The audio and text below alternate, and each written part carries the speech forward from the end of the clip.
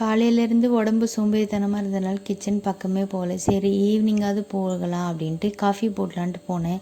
இந்த காஃபி தூள் மட்டும் என்னன்னு தெரில, எனக்கு மட்டும் கட்டி போயிடுது. நான் கவரில் போட்டு டைட்டாக தான் வைக்கிறேன், ஆனாலுமே கட்டிடுது. சரி என்ன பண்ண முடியும்ன்ட்டு அதையுமே நல்லா எடுத்து கொட்டிட்டு பார்த்தா நிறையா கட்டி தான் இருந்துச்சு.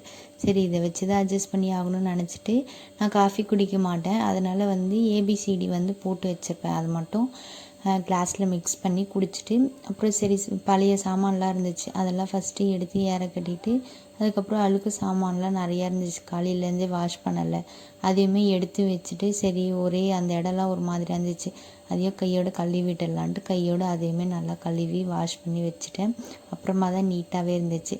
சரின்ட்டு சாமான் எல்லாமே வெளியில் எடுத்துகிட்டு போயிட்டு வச்சுட்டு கடகடன்னு துலக்கிடலாம், தண்ணி வருது அப்படின்ட்டு அதேமாரி கடகடன்ட்டு துலக்கி எல்லாம் வாஷ் பண்ணி அந்த சாமானுமே எடுத்துகிட்டு உள்ளே வச்சாச்சு.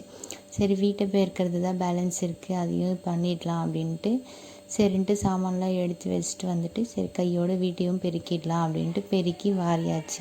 இப்படி தான் போச்சு ஈவினிங் ரொட்டீன்.